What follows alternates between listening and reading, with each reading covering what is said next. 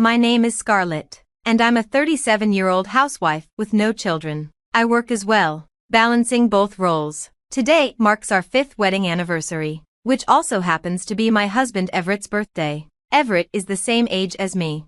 Everett is a charming salesman working for a well-known company, where he's doing quite well. However, his job often requires him to work late and entertain clients, so we rarely spend time together.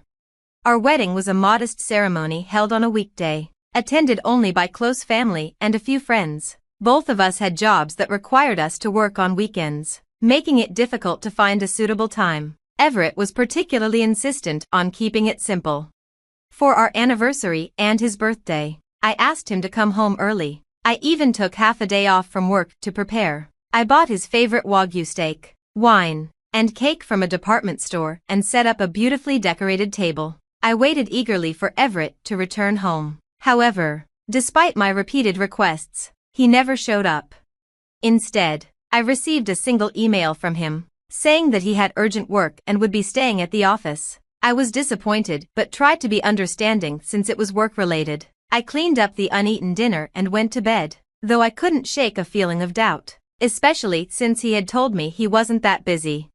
The next morning, I went to work as usual, but my messages to his phone went unread, and my calls went unanswered. Growing more worried, I called his office and was stunned to learn that he had resigned the day before and had apparently accepted a job in a neighboring prefecture. I hadn't heard anything about this. I rushed home and noticed his shoes by the entrance. My heart raced as I entered his room, only to find him packing his belongings into a suitcase. "What's going on?" I asked in shock, my eyes wide with disbelief. Everett simply clicked his tongue and handed me divorce papers, saying, "So, you've already figured it out. What's going on?" I asked, my voice trembling with shock. With cold, emotionless eyes, he echoed my question before bluntly stating, "Let's get a divorce." "Why? What for?" I demanded, still reeling from his sudden declaration. "I'm tired of you not fulfilling your role as a wife," he replied, his tone sharp and unforgiving. "You put work first. You barely cook. You only do laundry once a week. And the house is always dusty. I don't need a wife like that." "Wait a minute," I protested, feeling a surge of frustration. "For the past 2 years, I've made dinner and waited for you. But you always said you had already eaten and refused to have any. That's why I stopped cooking." "Even so, it's a wife's duty to cook and wait," he retorted, dismissing my explanation. "Besides, your cooking is terrible, so I started eating out." I shuddered at the harshness in his voice, remembering how he used to compliment my cooking when we were first married. Desperately, I reminded him, we agreed when we got married that I would do the laundry and cleaning on my days off, Wednesdays and Thursdays, but he just rolled his eyes and scoffed. "So, I'm supposed to tolerate a dirty house from Friday to Tuesday? That's ridiculous." "What's happened to you all of a sudden?" I asked, bewildered by his sudden change in attitude. "I never imagined you'd want me to quit my job after 5 years of marriage." "When I got a new job offer, I saw it as the perfect opportunity," he said coldly. "An opportunity for what? A divorce?" I was stunned. Everett had never complained about my work or housekeeping before, and I had seen no signs that he was unhappy or thinking of ending our marriage. "You never noticed how dissatisfied I was," he said, his voice icy. "I don't need a wife like that. I've rented an apartment near my new job, so I won't be coming back to this place." With that, he pushed past me, standing in front of the door with his suitcase, and left the house without looking back. I stood there, utterly stunned, unable to grasp what had just happened.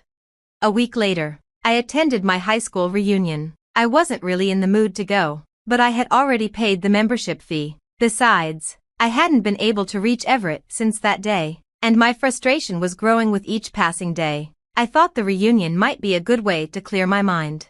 When I arrived, I saw that some of my classmates were divorced or single mothers, yet they were all leading strong and resilient lives. Up until that point, all I had hoped for was to mend my relationship with Everett. But as I thought about it more, I realized that if we reconciled, I would likely have to move with him to his new job location.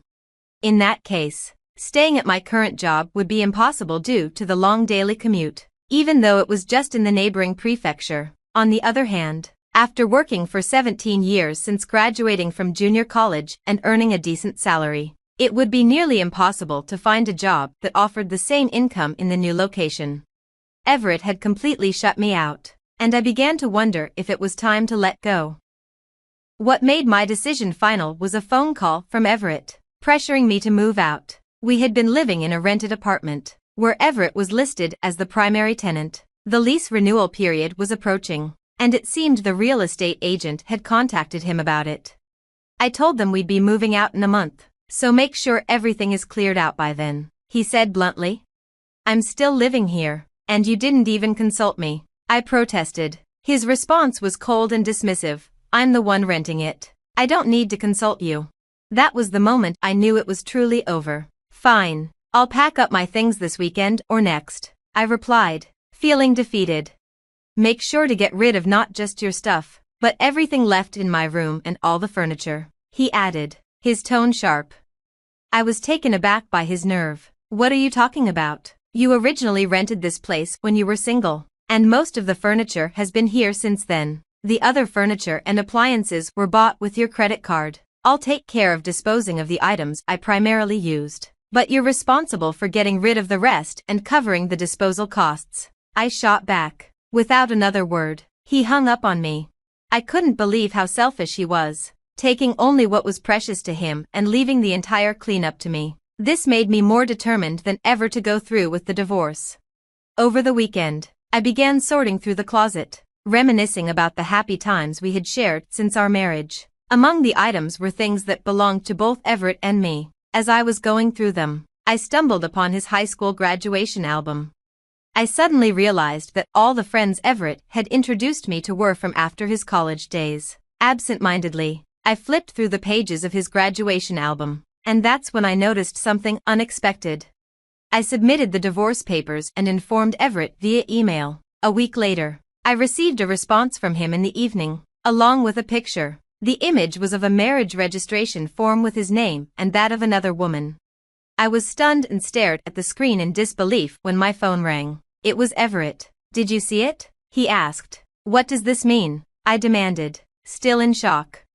It's exactly what it looks like, he replied casually. I just had a wedding ceremony and remarried that woman. You've got to be kidding, I said, incredulous. She's incredibly beautiful, wealthy, and has a wonderful personality, he boasted. She asked me to marry her as soon as our divorce was finalized. This picture is proof. Isn't it amazing? So, you were cheating on me while we were still married? I asked, my voice trembling with anger. I'm popular, unlike you, who only has your job going for you, he sneered. Oh, by the way, her father built us a house on their property, and I transferred to her hometown with his help. It's a mid-sized company, but I'm an executive there. Everett was clearly eager to brag about his new marriage to his wealthy affair partner, but as he spoke, a wave of intense anger surged within me. He had blamed me for the failure of our marriage and used that as an excuse to divorce me, but it was also he could remarry his affair partner. He admitted that they had been seeing each other for over 2 years. They had met at a pub where he was out with coworkers, and she was one of 4 women sitting at a nearby table. Apparently, when Everett accidentally spilled his drink on himself, she had kindly wiped it off, sparking their conversation. She's the same age as us, but she's incredibly beautiful and looks a decade younger, he continued, as if rubbing salt in the wound. She wiped my clothes with a pretty handkerchief, and when I took her out to dinner to thank her, I found out she was the daughter of a landowner.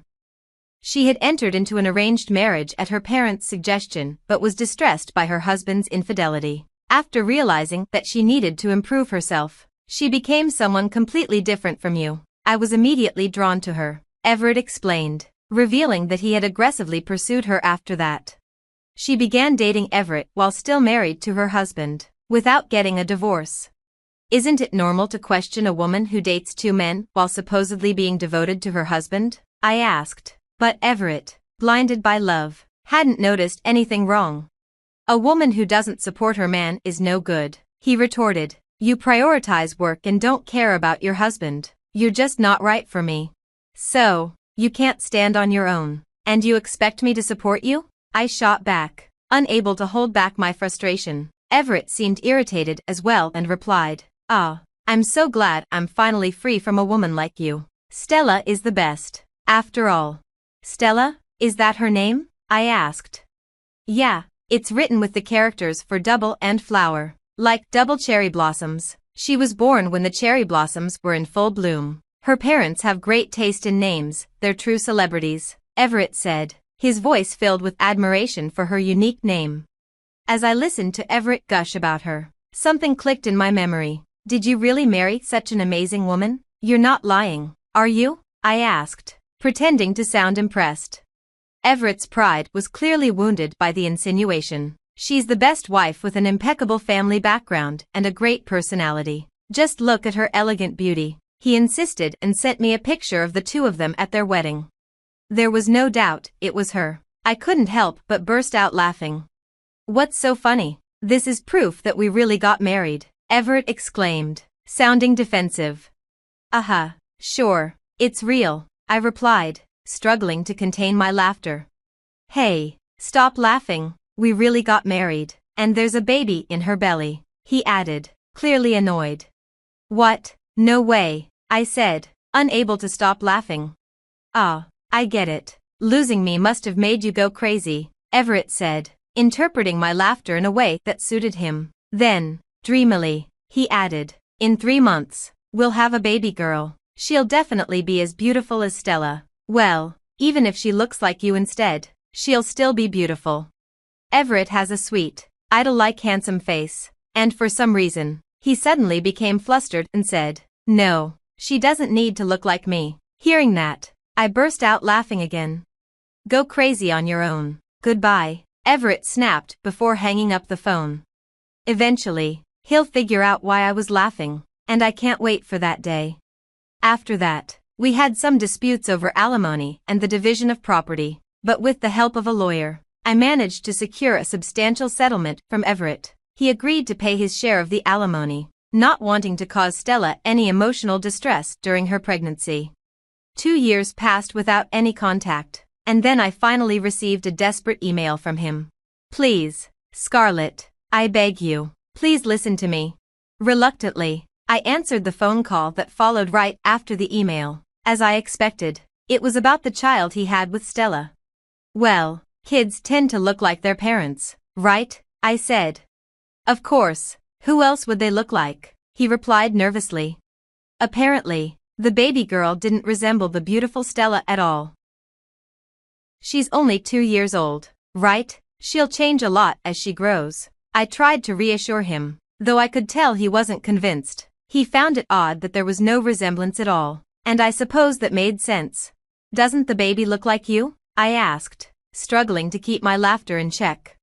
Everett suddenly panicked and blurted out, "No, she doesn't, but it's okay that she doesn't look like me."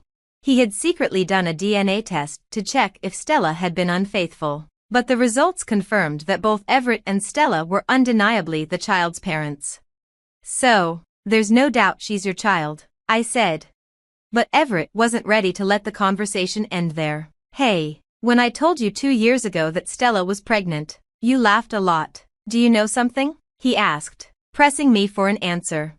Wow, he remembered that well, I thought. Actually, Stella and I went to the same high school and were in the same grade. We were never in the same class during those 3 years, so I didn't know her well, but I do remember that she was the daughter of a landlord and had a rather haughty, unpleasant personality.